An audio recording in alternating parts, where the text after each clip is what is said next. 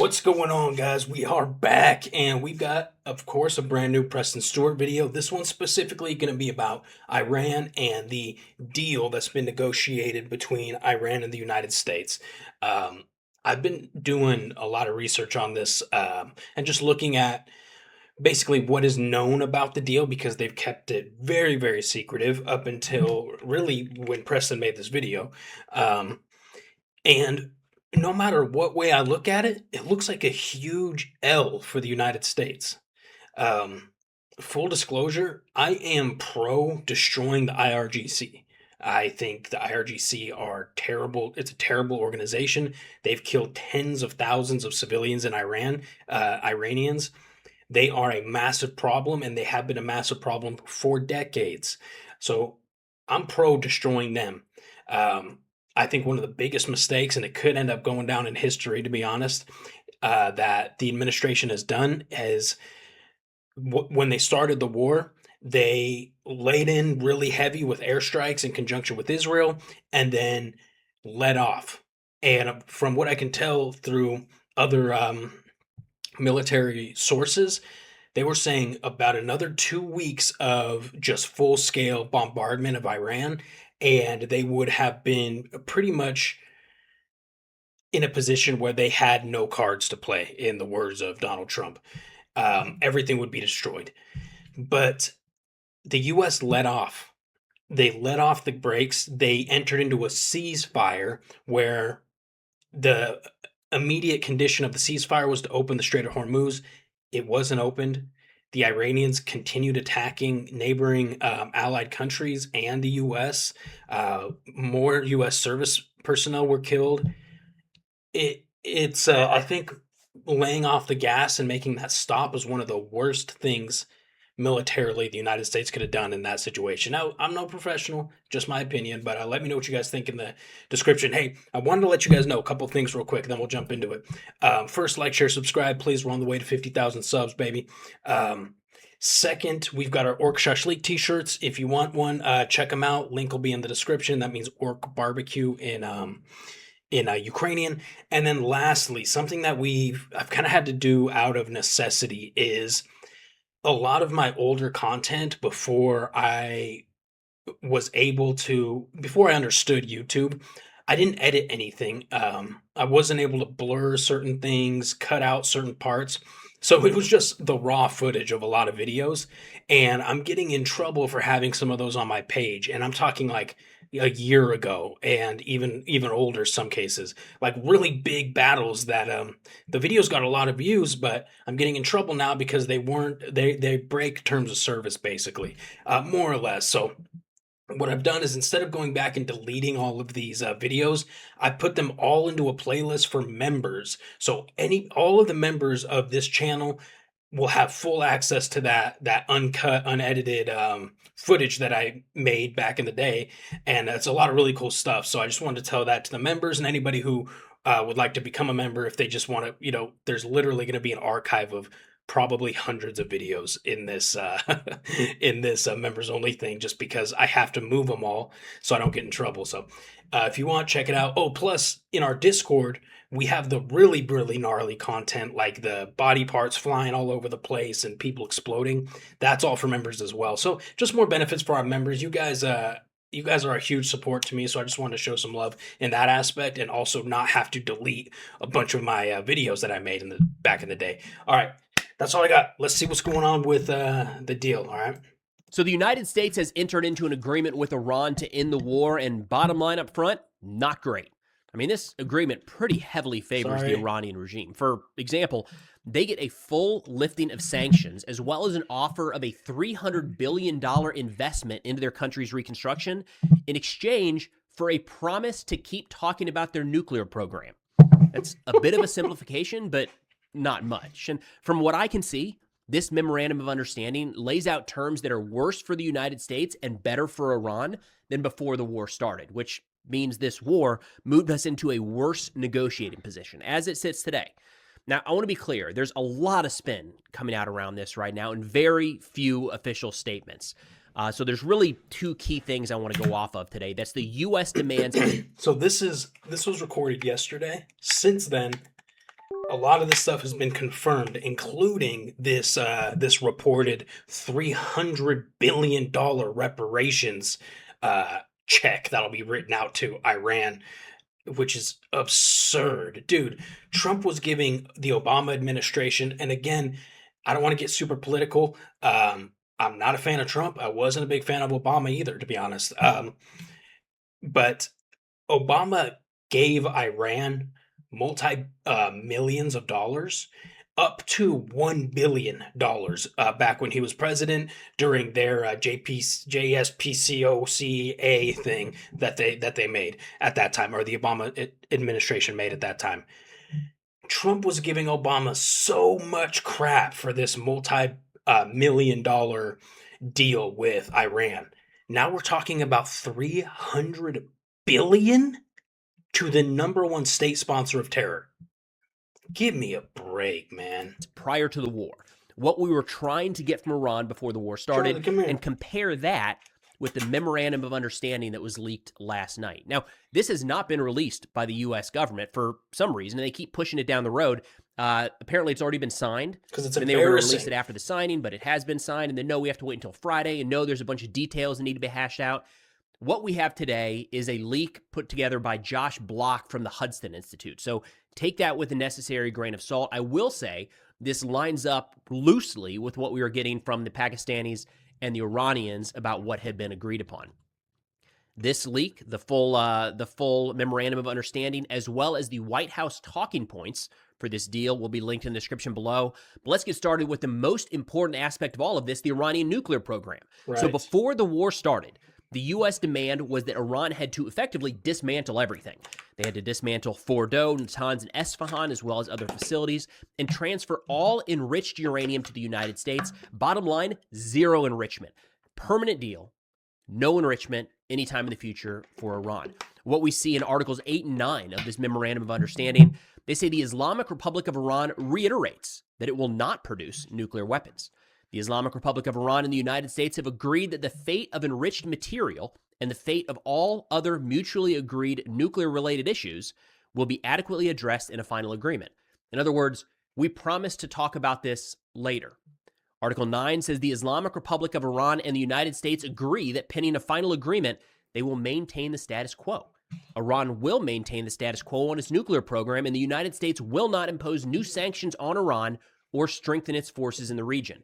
As in, we're going to keep talking about this in the future, but there's going to be no new sanctions. The United States will add no new military forces to the region. Again, just a promise, a good faith gesture from Iran here that we're taking at face value that we will talk about this at some point going forward. The terms good faith and Iran do not go together. They have lied, cheated, stolen every step of the way in every single negotiation, not only with the United States, but with multiple Western countries. Good faith, the idea that we're expecting to have a good faith negotiation or a good faith deal with Iran or Iran is so crazy to me.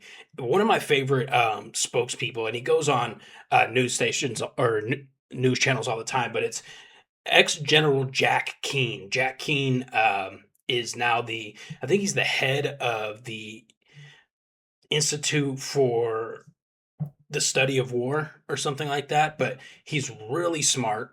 And in my opinion, he's really smart. He's always backing Ukraine, and he's always backing America first. He's not one of these people that just says what Fox News wants him to say, or just says what Trump wants him to say, or like so many of these other puppets that just get on the camera and just say like, okay, what will earn me brownie points from the administration? Okay, I got it. And then they'll say something like, under the strong leadership of President Donald Trump, we have to... Shut up.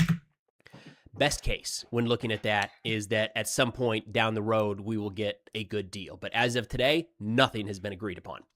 The second big one here, sanctions. This was the major tool the United States have been using for years to try to implement change inside of Iran. Prior to the war, there was minimal sanctions relief offered. Essentially, this was a carrot, an economic carrot. If Iran comes to the table, this is, of course, something we could discuss. Iran, for their part, was demanding a full lifting of all sanctions, and according to this memorandum of understanding, it seems like that's what they got. So Articles 7 and 10 of the memorandum say, quote, the United States commits to ending, on a schedule to be agreed upon as part of the final agreement, all types of sanctions currently facing Iran, including resolutions of the UN Security Council and the IAEA, and all unilateral U.S. sanctions, both primary and secondary. They added that the United States undertakes that immediately after the signing of this memorandum of understanding and until the date of the lifting of sanctions, the U.S. Treasury will issue waivers for exports of Iranian crude oil as well as a number of other products and Iranian services. So a full lifting of sanctions, but that's going to take a minute to get there. So in the meantime, we will go ahead and lift all of the sanctions that the U.S. has imposed on Iran. That is entirely what Iran wanted, and it's like the thing the United States was using to try to influence Iranian behavior. It's very hard to look at that and say we came out on top on that one. It looks like we gave in, for lack of a better term. Now, I do want to stress there's a lot not in the Memorandum of Understanding. Some key aspects here, of course, details, which is critically important to anything of this magnitude. There's nothing about the dismantlement of nuclear facilities. There's nothing about the transfer or destruction of enriched uranium out of Iran. There's nothing about future enrichment limits for Iran. And there's nothing about IAEA verification beyond what Iran has just said they promised to do. There's also nothing in here about the Iranian ballistic missile program at all, and there's nothing about their proxy networks or these organizations that they fund around the Middle East and throughout the world. So basically, nothing that we enter this war for is being discussed. Now, granted, like I said, this was yesterday. Some of this has been discussed since then, but not in a good way. It just looks like more of the U.S. giving in to Iranian demands. And for the record, in Iranian media and the Iranian spokespeople are 100% counting this as a victory for the IRGC. They have literally said this. They have, there was one quote that said, one of the Iranian spokespeople said that the enemy has, or something about defeating the enemy, and they are now coming to us to make a deal. And, you know, at first it's like, come on, dude, like, really? But that's exactly what this looks like now. It's so strange.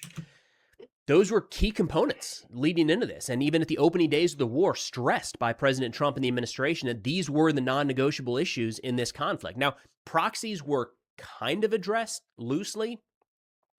In Article 2 of the Memorandum of Understanding, it says the Islamic Republic of Iran and the United States undertake to respect each other's sovereignty and territorial integrity and to refrain from interfering in each other's internal affairs. I mean, it kind of says, like, you leave us alone, we'll leave you alone, is the gist of that. But keep in mind, the proxies are an integral part of the Iranian defense strategy. And this kind of can be interpreted as, we're not going to mess with the proxies. You guys do you and we'll do us. But again, that's the closest this even comes to addressing the proxy issue. We have a couple key components here that have been added in. One of the most politically explosive right now is the $300 billion question. Now, pre-war, Iran was offering kind of some economic incentives to the United States. This was their attempt to kind of sway President Trump and his negotiating angle, offering oil investments, mining rights, even buying American goods, trying to make this somewhat attractive to President Trump. That seems to have completely shifted. Article 6 of the Memorandum of Understanding says, quote, the United States undertakes, together with its regional partners, to create a comprehensive plan for the rehabilitation and economic development of Iran, while ensuring financing of at least $300 billion. Now, a couple key components here. This does not say where the $300 billion is coming from. It could be released Iranian funds. It could be a fund put together from our partners in the Middle East. Very vague at this point, no doubt, like the entirety of this MOU, but without doubt, it says right there a $300 billion reinvestment fund into Iran. So we are offering incentives for Iran, right? To me, it doesn't matter where they get it from. Even if it came from space aliens, it is a major no-no. You don't give the enemy money. I thought that went without saying, but what? Do you know how much the United States helped Nazi Germany after defeating Nazi Germany after the war? Do you know how much the U.S. helped? Zero. You know how much they helped Japan after dropping 2 nuclear warheads on Hiroshima and Nagasaki? At least not for years down the line.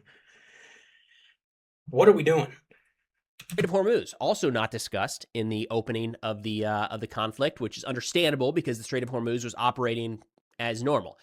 It should be discussed in this agreement. It is. It's brought up in Articles 4 and 5, where they say the United States will lift the naval blockade and prevent any interference or obstruction against Iran and restore traffic within a maximum of 30 days to its full capacity. The traffic of ships shall be proportional to the pre-war volume of traffic on the part of Iran. The United States also undertakes to withdraw its forces from the surrounding areas within 30 days after the final agreement. So notably, Article 4 is about the United States releasing our blockade. All right? Article 5 then says the Islamic Republic of Iran will immediately take steps to ensure that the movement of merchant ships from the Persian Gulf to the Sea of Oman and vice versa is resumed within 30 days to the pre-war volume, taking in the need to account for the removal of technical obstacles and the neutralization of mines by Iran. So that Article 5, Iran will lift their effective blockade of the Strait of Hormuz. Notable that both of those call 30 days that we have to get back to the full capacity. That's something underway right now. We'll see how that actually goes. There's nothing in here, I should stress, about the toll question that has been back and forth between Iran and the United States. That's just not mentioned at all. So take that however you will. Another big one here that was not brought up before the war and is now a critical component, a ceasefire in Lebanon. So it's not Lebanon that's the important thing here. It's Hezbollah, Right. a proxy of the IRGC. Article 1, talk about how important this is to the two parties. I just realized I'm in the front of all of this wording. Sorry, guys. Parties, or at least one of the two parties. Article 1 lays this out. It says the Islamic Republic of Iran and the United States, together with their allies in the current war, declare an immediate and permanent end to the war on all fronts, including Lebanon, and undertake that from now on they will not launch any hostile action against each other and will refrain from the threat or the use of force against each other. That's talking about Israel and Hezbollah. Like, without actually using those words, that is the fighting that is going on in Lebanon. It hasn't stopped. There's been some leaks coming from Israel that they do not view themselves as a party to this agreement. In fact, since this was signed a couple days ago, there have been Israeli strikes into southern Lebanon, and there have been Hezbollah attacks into Israel. Either way, that is listed as the Article 1 in the Memorandum of Understanding, extending this ceasefire across the Middle East. So I do want to stress in summary that I'm not trying to cherry pick data here to paint one picture or another. I'll have all these sources linked in the description below. The White House, or the Memorandum of Understanding, the White House talking points, and then what I think is a pretty good roll-up, pretty good summary of the U.S. demands leading up to the war, put together by the Institute for the Study of War. And you can read from one to the next, and it is very hard for me to look at what the U.S. wanted going into this war and say that we got any of it on the back end. I mean, a great example here is the nuclear question is deferred. That was the thing, Right. like the number one reason. And we're saying, we'll come back to that. There's no details on what that could involve. And in exchange for Iran agreeing to come back to the topic that we were addressing before the war, we've offered up a $300 billion reinvestment fund into their reconstruction, full sanctions removal, and opening the Strait of Hormuz, removing the U.S. blockade. To be honest, that's a tough pill to swallow. Does not feel like the United States is coming out on top in this one, but there's certainly more information to be had. My understanding is there's a signing ceremony on Friday. Maybe we'll get more details there, but as this sits right now, not great. Looks like Iran is effectively getting everything they wanted and more from the negotiating table before the first bombs dropped in this war. But that's all we got for now. Thanks for watching, and I'll see y'all next time.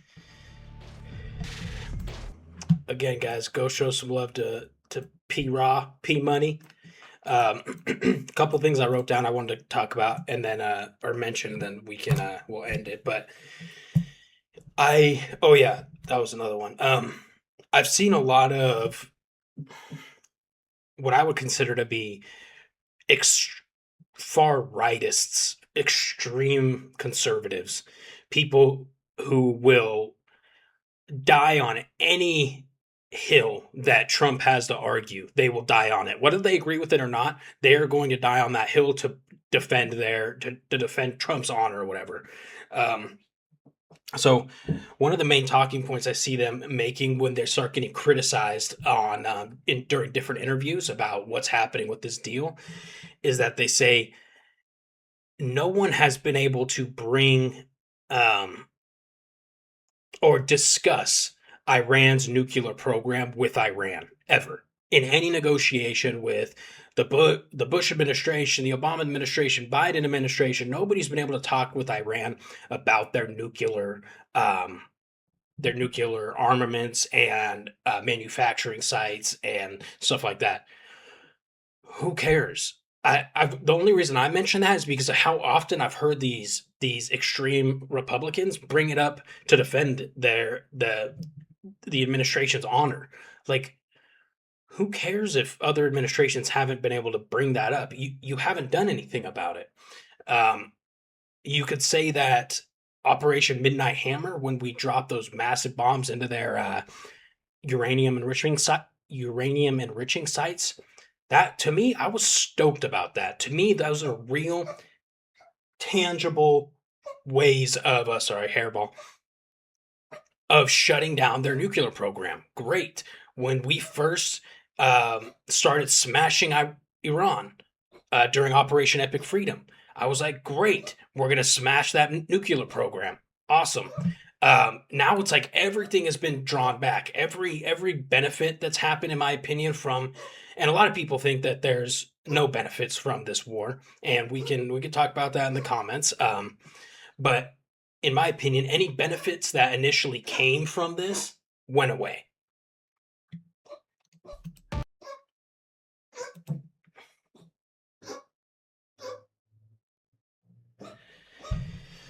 Bro,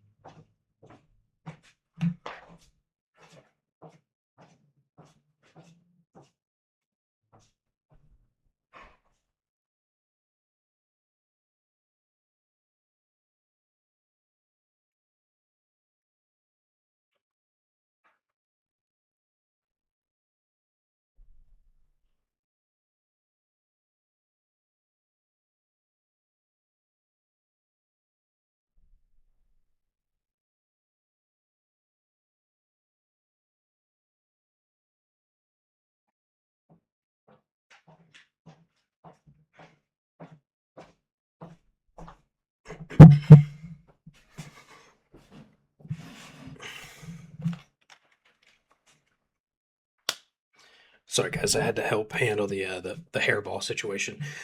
So my point is, I'm not going to give props to the administration for having bringing Iran to the negotiation table to talk about the nuclear program if we're going to back out and release all the pressure on them at the most critical point of actually destabilizing and removing their nuclear capabilities. Also, I don't love the idea that there's Republicans going around talking about uh, the Strait of Hormuz is opening, the Strait of Hormuz is opening, as if that was that was the main goal of starting this war to begin with, right? The main goal was to make sure Iran will never ever have a nuclear weapon. A byproduct of that Iran used to defend themselves was closing the Strait of Hormuz, and it worked pretty dang well. I mean, look at the negotiations that are happening right now. So I don't want to hear this. I'm not going to give anybody props for opening up the Strait of Hormuz that effectively the United States caused to close. It was open before the war. We caused it to close, and now you want us to go, yay, hooray, hooray for Donald Trump and the administration for opening up what was already open before this. No, dude, not going to happen. Now, with all of this said, there's always changes, especially with this administration. There's always changes to this information. So for all I know, by the time I release this video, there's going to be a brand new memorandum of understanding, which is one of the gayest names for a document I've ever heard. There could be a brand new document, and all of this stuff is actually different, right? But the fact that this stuff has been publicly released, some by official government sources, means that we're going to criticize it and critique it. That's how it works. If you put it out there, we're going to jump on it. But that's really all I got. I'm really curious what you guys think about what we know so far about this Iran deal. And I know it sounds like I'm harshing really, really hard on Donald Trump and the administration, which to some extent that I am, but it's not because they're Republican. It's not because they have conservative values, because that's typically the route that I lean politically. I don't care who the administration is. If I see something that's bad that's happening, I'm going to call it out, dude. I don't care if it's Trump or Biden or Obama or Hillary Clinton. It doesn't matter. I'm going to say this is bad for the United States of America. I'm not going to be one of those puppets, one of those rats, one of those slime ball snakes that goes on and just defends whatever their party thinks is happening, because that's what they need to do to stay in good standing with the administration and their other political colleagues. And no, that's not it. So anyways, let me know what you guys think. That's all I got. I love you. We'll see you in the next video.